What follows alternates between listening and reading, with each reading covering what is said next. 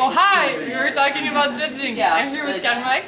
I hope I pronounced it right. Yes. Okay. Yes. Ta-ta-ta. And we're still at the Game Jam, but he's one of the judges, so we're going to be finding out what are the criteria and all that stuff. So let's get moving to show you guys the venue and the setup. We act like ninjas. Okay, so first of all, how did you become a judge? To be a judge specifically, you need to be professional. You need to be a professional? A professional Or of the just game. be professional? Be professional. Be a professional of the game industry specifically. So we search in diverse companies, specifically, yeah, Ninja. So we specifically search for a few companies like AAA's company, Ubisoft, we have EA, I think, we have Warner Brothers, a few others too. And also the indie ones. So it's not about the professional AAA, but also every levels of professionalism. Okay. And what is important is that the people that we have, the crowd, is mostly we have three groups specifically. We have the students, we have the professionals, and we have the hobbyists. So we have to do something that when we find the judges, there are people that they either have some knowledge about the game jams, they know about how it goes and everything. And we want professionals with specific skill sets. So for example, last year we had Jill Murray, which is a writer on Assassin's Creed. So we had like a specific narrative designer, and we wanted to let that experience to give it to the participants. So there was a game about narrative, mostly the narrative development last year. So we put Jill to judge that team specifically, how to give constructive feedback and help the team itself. So it's really nice for like specific things, mostly for students and hobbyists. We still have professionals, and it's kind of funny when we have to that level, since they could be judged. So you didn't get picked as a judge, you're like in charge of the judging? Yes, I'm organizer, specifically about the judging process, the information, and the brainstorming. It's a part of the game jam. So how did you become organizer? Were you like involved in previous ones? Were you from ETS or? Yeah, I was part of the University of the UCAT, which is part of the ETS, hidden in the 4th floor. It's art and 3D school. I went there. Then I got contact with Conjure, the group itself, and then we formed like a partnership to start with what we are doing right now. So when I started recruiting judges, but it was mostly because of my contacts. I wanted to go to a few events and I had contacts, and we were like getting along with the other professionals. Now since I'm myself a professional, then I recruit specifically from my own company. And that's cool. Yeah. So let's keep walking a little bit so that you guys see some more of the venue.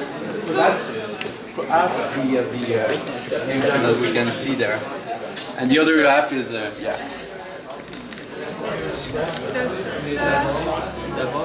that's only half of it.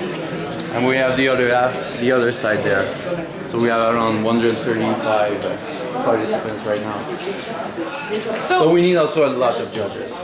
Yeah. Which is another so part of it. So how many judges is there? We have, I think some of them got added yesterday, so it was a surprise. Judges? Yeah, we have, I think, 25 judges, 25 professionals from diverse fields, so programming, design, art, specifically animation.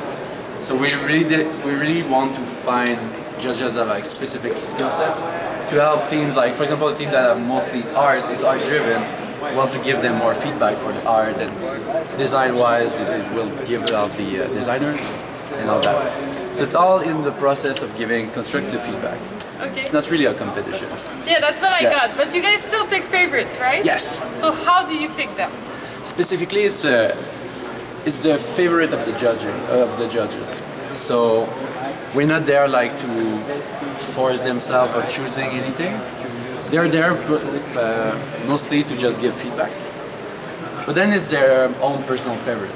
It's like, what did they prefer? If they are animators, maybe they really like the animation of a specific game. But are there criteria, like main core lines that you're judging on?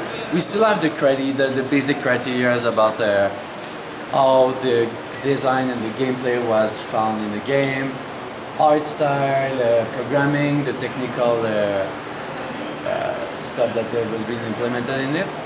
But at the end, specifically, it's mostly about the personal, it's personal feedback from the judges, because you have, when we pick up the judges, since we don't want like specific skill sets, we want the games that make the judges, we want the game that sparkles from their own perspective. So it's like this game, I really liked it because it was animation driven.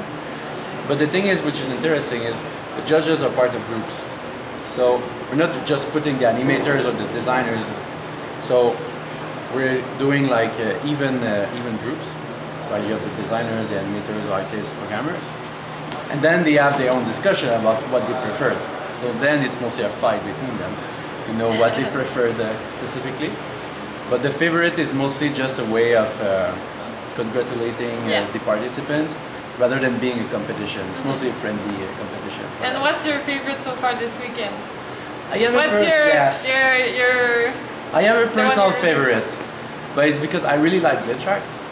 Glitch art? Yeah, glitch art, and I specifically do it like on my own, and I just saw that the game was doing it.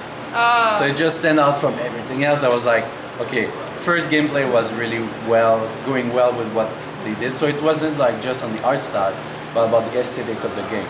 So the glitch art was driving the gameplay, as well as the art style, as well as the technical constraints they had.